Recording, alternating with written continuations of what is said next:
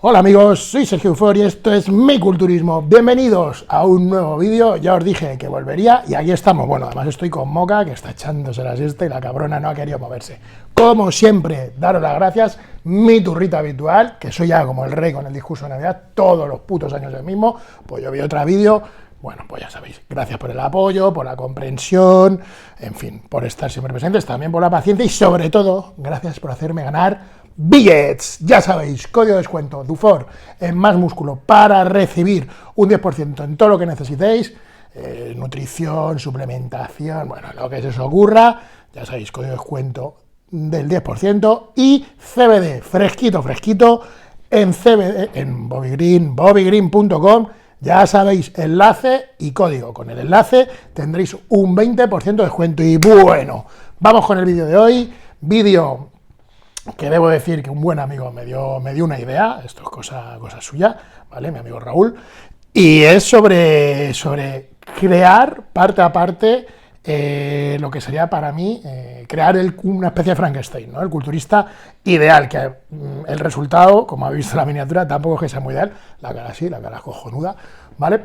Pero bueno, he hecho seleccionando diferentes partes, grupo a grupo, las que yo entiendo que sean las mejores. Sí que es cierto que, bueno, que algunos tendréis otras opciones. Por ejemplo, en el caso de Coleman prácticamente le podíamos haber puesto entero, pero bueno, yo creo que es una buena forma también de dar a reconocer algo, un fenómeno que en el culturismo ha existido siempre, que es el que haya un culturista en concreto, que a lo mejor no tenga un super físico, pero que en un aspecto en concreto sea espectacular.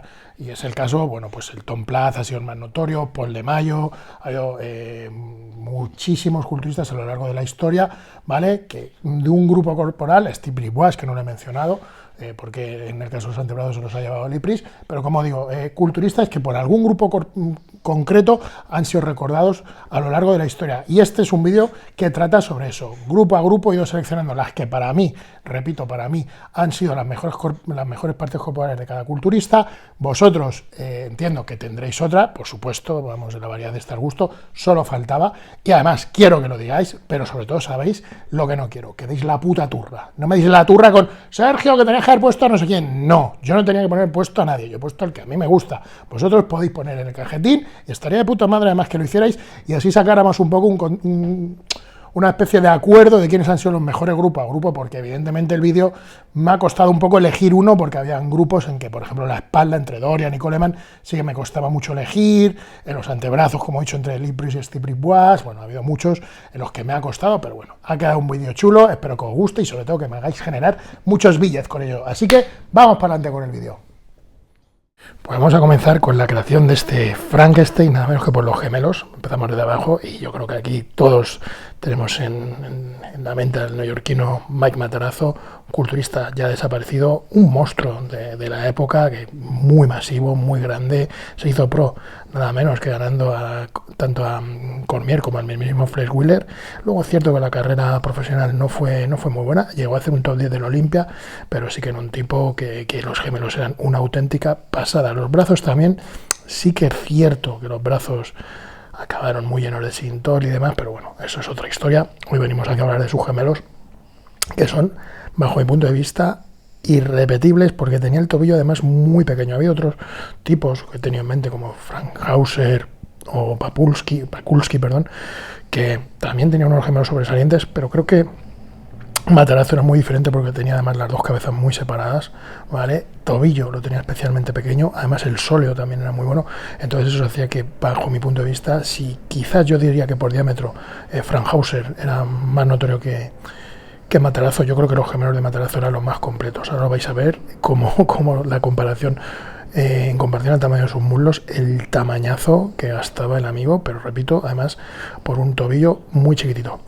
Hablar de cuádriceps no es sinónimo de hablar de Tom Platz, Mr. Intensidad, ¿vale? Un tipo que fue un adelantado a su tiempo, tanto es así que siendo un culturista de los 70-80, más de los 70 diría yo, nunca ha sido igualado en el término de los cuádriceps. Los femorales también eran muy buenos, los gemelos también eran muy buenos, ¿vale? También de lo mejor de la historia, pero sí que es cierto que en el marco cuádriceps es único. Chocaba, que era un tipo, él mismo lo ha dicho muchas veces, que no era un tipo de mover unos grandes pesos, aunque los movía, sino que era un tío que metía una cantidad de volumen de entrenamiento en las piernas brutal.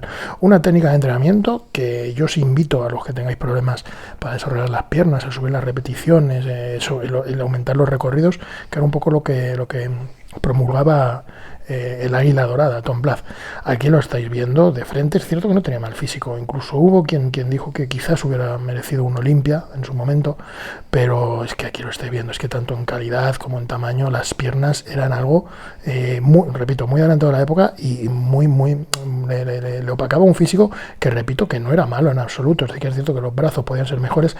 Además, no sé si fue ya en este vídeo o fue posterior, se rompió el bíceps y eso ya le imposibilitó en los campeonatos, ¿vale? Pero repito, en nivel piernas ha sido inalcanzable y yo creo que viendo el panorama actual va a seguir así mucho tiempo.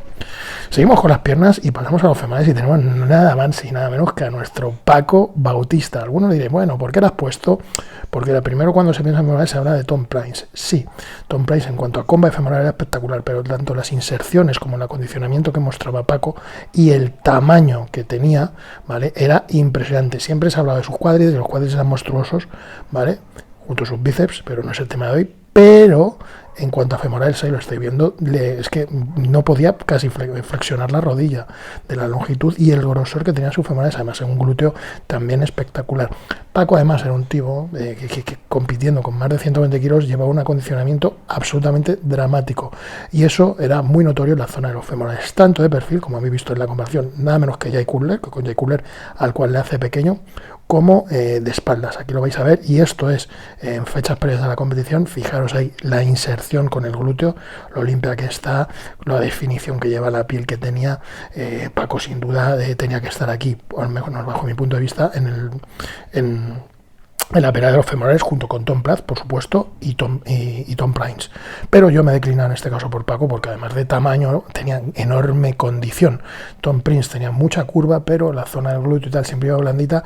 Y Platt es cierto que era muy masivo, pero en esa época también la condición, pues oye, pues no era comparable. Por tanto, aquí he optado por Paco, que bueno, ya de regalo os enseñé los cuádriceps y porque también está entre uno de los mejores de la historia. Pasamos a los glúteos. Aquí vamos a dejar hoy, vamos a despiezar por completo a un culturista. Vamos a estar con Hamdullah Aykunlu, el turco, ¿vale? Que llegó a estar en el Olimpia del 93, no tuvo una prolija carrera en pro, bueno, lo estáis viendo espectacular, pero sí que es cierto que bueno, que es un físico muy quizás fijaros, si este hombre hubiera estado en la actualidad, yo creo que hubiera sido un clásico de haber conseguido dar el peso, que andaba un poquito raspón, bueno, hubiera sido un clásico espectacular. En cuanto a definición y acondicionamiento, junto con Andreas Munzer, yo creo que han sido los grandes abanderados de la definición. O sea, es que aquí lo estáis viendo, el glúteo era una cosa, además duro, porque es cierto que a veces que se ven glúteos muy definidos, pero han llegado a tal extremo de inanición que es cierto que a veces se ve un pelín blando. Aquí, ¿a quién podíamos tener? Pues podíamos tener a Tommy Thorvildsen, podríamos tener a Flex Lewis, o podíamos tener también al propio Ronnie Coleman en cuanto a glúteos, o incluso el propio Paco Bautista. Pero en cuanto a glúteos, a mí yo creo que Hamdullah iba un paso o dos por alguno de ellos, y es cierto que no era un monstruo del tamaño, sí que un tipo bastante estético. Y la mala suerte que tuvo Hamdullah, como digo, fue la época. En una época en la que el tamaño era lo imperante en la Liga Pro, pues no representaba ser esa musculatura. Volvemos a otro tipo de origen árabe, Hamad Haidar, en el marco del abdomen, ¿vale? Otro venido de campeonatos del mundo. Si bien es cierto que Hamdullah le ganó el mundial a nuestro español Armando Villa, Hamad se lo ganó, si no recuerdo mal, a Fidel Solsona.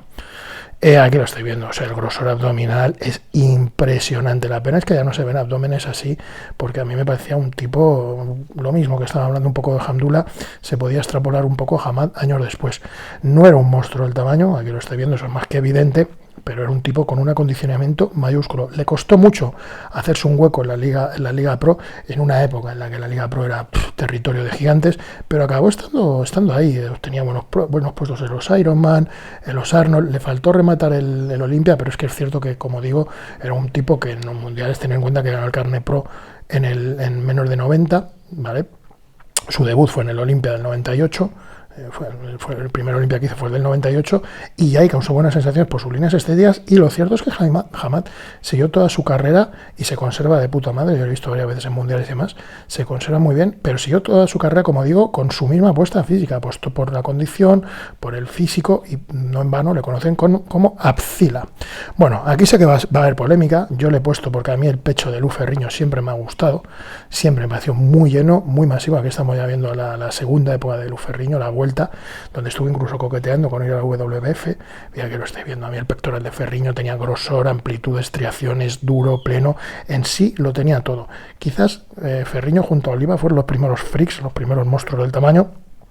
Es cierto que Ferriño siempre estuvo opacado por la figura de Arnold, y a mí Ferriño, la verdad que bueno, en la época de Arnold no estaba bien, todavía le faltaba, era un producto por acabar, pero aquí lo estoy viendo cuando volvió en categoría Master.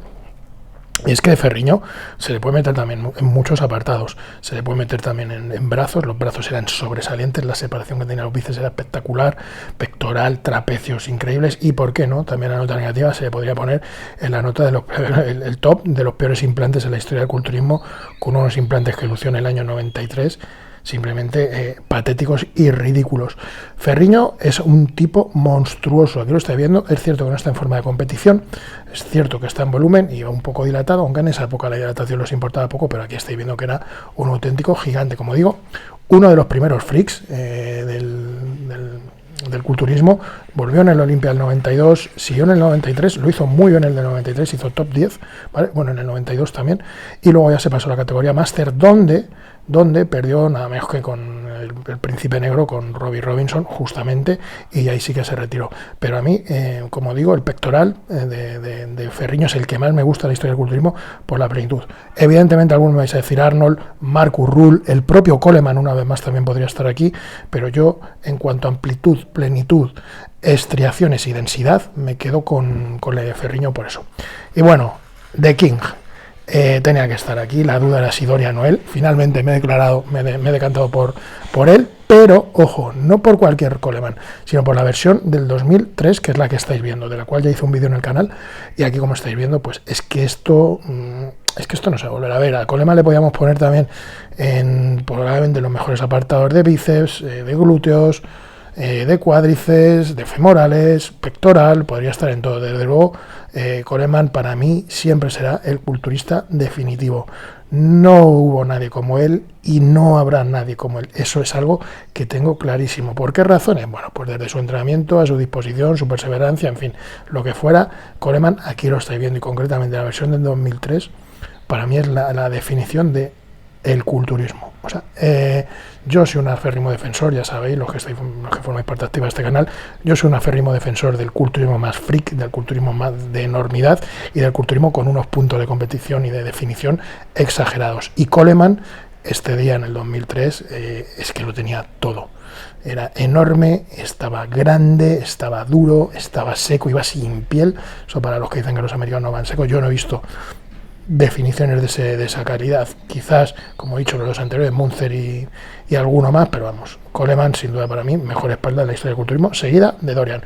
Hombros, pues hablar de hombros, ex y Glene aparte, es hablar de Kevin LeBron, de Maryland Muscle Machine, lo digo bien, es sinceramente el rey en cuanto a deltoides, un monstruo, uno de mis culturistas favoritos. De su era, mi culturista favorito, de hecho, aunque siempre asumí que nunca iba a ganar a Coleman, pero bueno, a mí su desarrollar en el escenario, su estética, su masividad, su look, a mí de LeBron me gustaba todo, y sobre todo los hombros. Aquí lo estáis viendo, un grosor, también podía estar en pectoral, también podía estar en tríceps. Es cierto, como digo, que se sabe que daba mucho Ciclene, que era una ayuda local de la época, pero bueno, aquí lo estáis viendo, la separación y el tamaño, y además aquí, muy buen punto. Este es el Olimpia del 2001, ¿vale?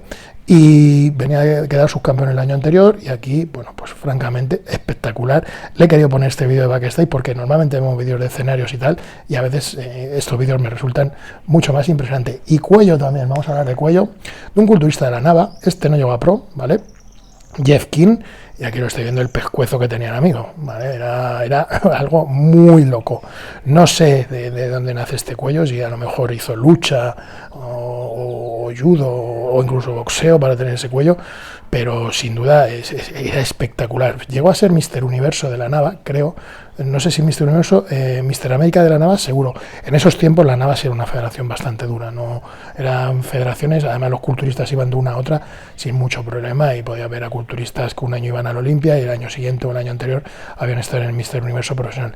Jet King nunca llegó a profesional, a lo que entendemos por profesional, pero era un tipo muy duro, con mucha cantidad de músculo. Es cierto que el cuello lo opacaba porque hacía que se viera muy estrecho clavículas, que además no era mucho, pero era un tipo, como lo estoy viendo, con mucha densidad muscular. Yo creo que este tío tenía que entrenar como auténtico borrico, ¿vale? Y además es que muy acondicionado. En la época era muy difícil ver esas condiciones y el tío la sacara. Trapecios, pues tenemos a Johnny O. Jackson, culturista que recientemente se retiró, ¿vale? No ha sido un culturista que a mí me haya gustado mucho. ¿Por qué? Pues porque no me gustan los culturistas sin pierna y Johnny O. Jackson no tenía pierna. Pero si hablamos de trapecio e incluso pectoral, es difícil que se os venga uno a la mente parecido. La masividad que tenían esos grupos era espectacular. El pectoral tampoco era malo, pero es que era un físico, el de Johnny Jackson, un poquito complicado de ver.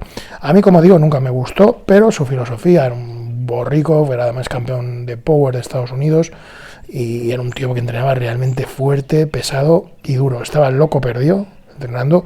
No en vano era el compañero de entreno nada menos que de Brance Warren, y a ver cuál de los dos. El problema de Johnny Jackson, a ver cuál de los dos era más loco. El problema de Johnny Jackson es que nunca tuvo buena pierna, no es que la tuviera, no es que no la tuviera buena, es que la tenía de hecho bastante mala. Llegaba a las finales y demás, principalmente porque tenía un torso con una enormidad considerable y cuando iba bien, iba muy bien de punto. De hecho, cuando se hizo pro, lo hizo de forma muy solvente, pero repito que nunca fue un culturista que cuajó mucho, bajo mi punto de vista. Bíceps, el Matusalén del culturismo, Albert Beckels. Bueno, de Albert Beckels se pueden decir muchas cosas. La principal es que, aparte de unos bíceps de otro planeta, es que nunca se supo bien la edad con la que estaba compitiendo. Dicen que una de sus últimas, que llegó a estar en el Olimpia cercano a los 60. En el vídeo que os muestro a continuación, aquí consta como que tiene 57, pero repito, nadie sabe la edad de Beckels. Beckels llegó a ser subcampeón de la Olimpia con Lee Haney, además es un culturista súper veterano, llegó a competir también en amateur con Arnold y bueno, un súper atleta. A mí me gustaba muchísimo porque además solía ir muy acondicionada y bueno, estoy viendo los bíceps, era una cosa absolutamente de locos, era algo de otro planeta. A mí, como digo, era un culturista que me gustaba bastante, no lo vi en su carrera activa, pero luego cuando me he ido informando y sabiendo de él, era de Barbados, era un culturista que me gustaba muchísimo.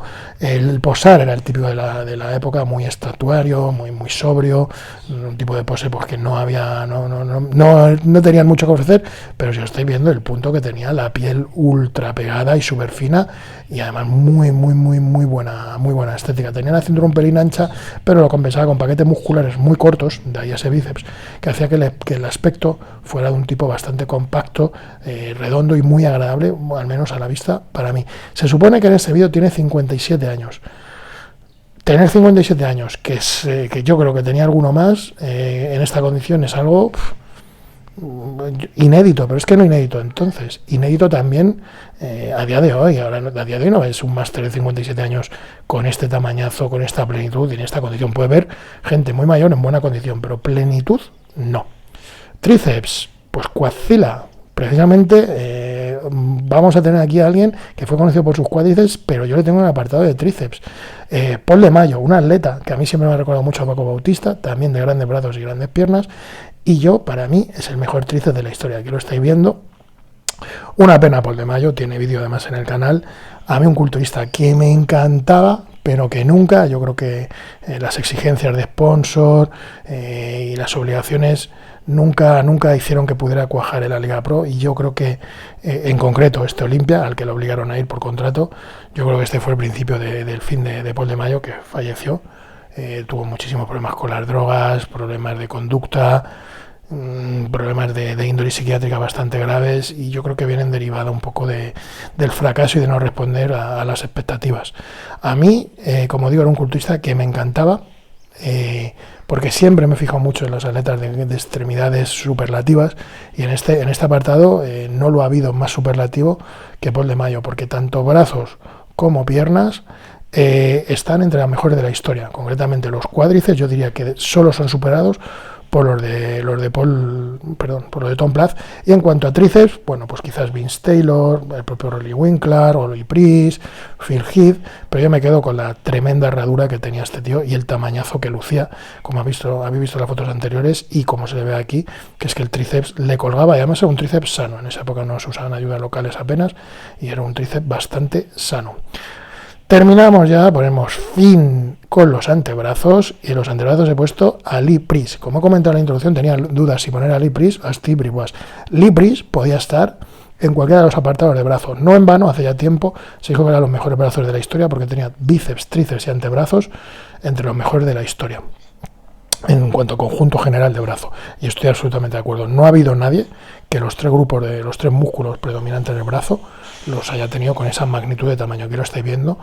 Un tipo que sinceramente yo nunca he sabido si ponerle entre los freak o entre los estéticos, porque además su forma de posar y algunas actitudes dentro del escenario hacía que fuera un tío que respondía de forma muy solvente a comparaciones con físicos mucho más estéticos. De hecho, llegado a ganar gente como Dexter Jackson, como Melvin Anthony, gente que a priori era mucho más estéticos, y él se imponía siendo un culturista, bueno, pues de una corta estatura, con los muslos muy grandes y además con poco corte. Y Lee Priest siempre estaba ahí. Entonces a mí me cuesta un poco, aquí además lo estoy viendo que era súper bonito. Esto es cierto que luego en los años se fue pillando mejor punto, pero yo creo que dejó un poco de estética en el camino. Y repito, los antebrazos, ahí lo estáis viendo, es que son de una magnitud brutal. Bueno, y este es el Frankenstein que ha quedado. Juzgar vosotros mismos, a ver, es un poco chapuza, pero bueno, es lo que hay. Bueno, chicos, pues ya lo habéis visto. Este ha sido el vídeo. Grupo a grupo hemos creado una especie de culturista que yo creo que, bueno, ahí está. Al que le guste, a mí no me gusta mucho. También es cierto que mis labores como editor de imagen no son las mejores, pero bueno, esto se demuestra que un poco a veces lo que impera en un culturista debe ser el conjunto, ¿vale? Cómo discurre en cada parte corporal con otra, cómo las inserciones juegan un papel importantísimo, más que tener un grupo impresionante, siempre la diferencia la va a marcar el conjunto, y es de lo que se trata el culturismo. Como he dicho antes en la introducción, dejad vuestros comentarios, decid los que os gustarían, parte a parte, como lo creéis vosotros, que creo que va a quedar un vídeo comentario. Y recordad, una vez más lo digo, ahora la doy yo, no deis la turra, chicos, no deis la turra. Sin más me despido de nuestro culturismo. Hasta la vista, amigos.